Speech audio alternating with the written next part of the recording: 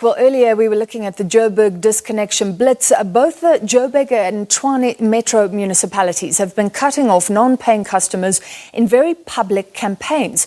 Yesterday, Tshwane targeted the Sheraton Hotel. It said it owed over 23 million rand.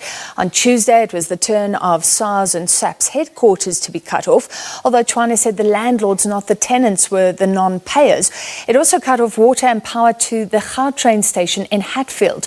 Well, the City of Joburg has followed suit. The Joburg mayor and city officials embarked on a collection operation yesterday, and the City of Joburg, as you heard before the break, issuing a pre-termination notice to Sandton City. Over 168 million outstanding there in terms of the municipal bill. Tonight we're asking, are these disconnection campaigns the right way to go? How could municipalities better deal with outstanding debt owed to them?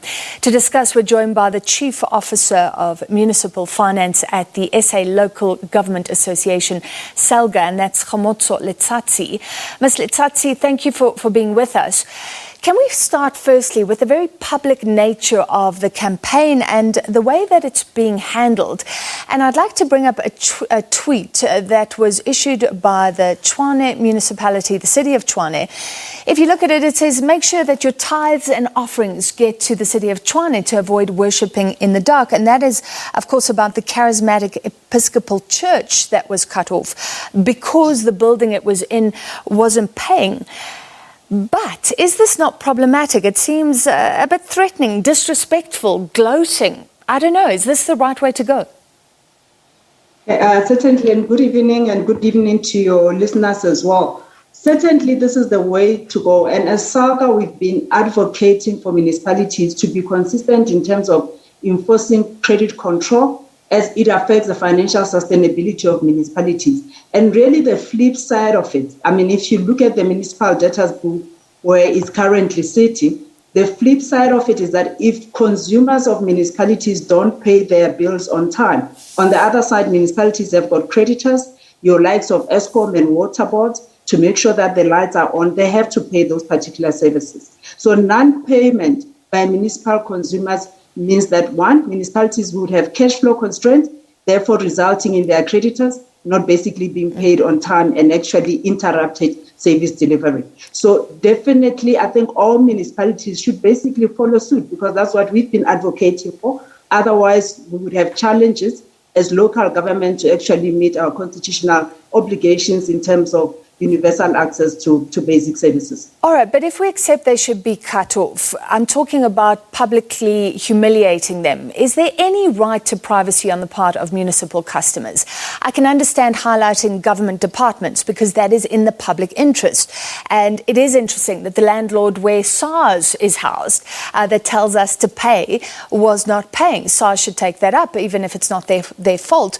But office blocks and hotels, I mean, the Sheraton Hotel might lose out on business because it's been publicly humiliated. Now, the intention is not to publicly humiliate, but to hold the customers of municipalities accountable in terms of paying for the service that have basically been consumed. I mean, the processes that municipalities normally undertake is that the notice will be issued first, and the customers will then be given 14 days to respond to the municipality. And consequently to that, failure to basically do so and enter into an arrangement with the municipality then would result in a cut-off. Municipalities don't just pitch up and basically cut off. They would actually exhaust all available avenues to reach out to the customers. And of course, failure to respond by the customers will then result in municipalities basically cutting off. And that's the only credit control measure that they basically have to make sure that they actually recoup the monies that's basically been sitting in the debtors book actually for over time and for many years. And you would be aware that now we actually entering the region of around 300 billion odd, and that on its own would actually affect and negatively impact on the financial sustainability of municipalities. So definitely municipalities are on the right track in terms of enforcing credit control. And as SALGA, and also based on the NEC decision that was basically undertaken to make sure that municipal customers basically pay with specific focus basically on government departments that basically owe municipalities. So we're quite pleased with the approach that's basically been taken by the cities in enforcing credit control. And we should be seeing this practice basically ramping up across the sector. All right, not to labour the point, but a shopping centre in Tshwane said that, the tenants said that they had been paying their rent. And in many of the cases, it is the managers who are meant to be paying the bills or the landlords not passing on that rent. What then? Do you have any sympathy for people who stand to lose everything? Some of these are small shop owners and they have done nothing wrong.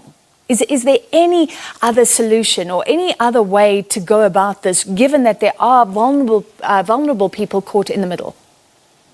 Okay, so in terms of just the example you articulated, I mean, if you are a tenant, you enter into a lease agreement. There are obligations on the part of the landlord as well as obligation on the part of the tenant. And actually that relationship would then have to be managed at that particular level. But in terms of the title deed owner would be the individual or the business that basically has an account directly with the municipality. So municipalities would not have relationship with tenants, or rather would have a relationship with the landlord in that particular regard. So do they have any obligation, for example, to go and speak to the tenants and say, your landlord's going to get you into trouble, help us out here because we don't want to cut you off? Is there any obligation to be sympathetic, to be to just care about the people on the receiving end of the cut-offs? At a contractual level, the municipality has no obligation to the tenant. A moral obligation. I'm talking about a moral obligation. No, I mean, there's nothing that really places an obligation on the municipality to basically engage with tenants. And can you imagine how much burden it will place on municipalities over and above their own customers? I mean, if you look at Johannesburg alone, it's got over 1 million customers. And in there, it would include households, businesses, and government departments. So can you imagine if that had to extend to tenants of those businesses and commercial customers? It would place a huge, not only just in terms of the resources, but also in the financial resources as a whole, in terms of engaging with the individual tenant. So it's actually even not practical. Let's bring up another tweet while we're talking. This is by the City of Tshwane, so I'm still not sure about the tone. At the end of it, it says PASOP, for example. But my final question to you is, and this relates mainly to the City of Joburg that has been in a billing crisis for years. Should something like this be done and be happening so publicly when there are still disputed bills out there? So I think it's important that we don't generalize. And in certain instances, customers justifiably owe municipalities and just don't pay. And there's a category of those customers that just don't pay. The transitioning around the billing system actually happened more than 5 years ago. There is a process. My understanding that in Joburg currently, as we see, there's not necessarily a crisis in terms of the migration, in terms of the system that has actually happened. But there is definitely a process where customers can basically raise queries, and through that process, those queries could be resolved. Yes, there could be challenges on the city side in terms of how quickly they respond to those queries, in terms of clearing them on the system, but majority of the bills that are owed actually is customers that would have consumed those services and are obliged to basically pay for the services that are basically consumed. Where there is a challenge and a customer basically challenges the bill, there's definitely processes that customers could actually go into the working center, raise the issues, and make sure that they follow through on those issues, and as well as using the call center and making sure that they follow through on those issues. And I'm also aware that very many cities as well have open days where customers could actually go and raise issues, whether it has to deal with estate, the deceased estate, in terms of households that are headed by children and all of those indigents, and that all of those processes are there and outlined basically in cities, and cities basically run their own processes and campaigns to make sure that they resolve those queries.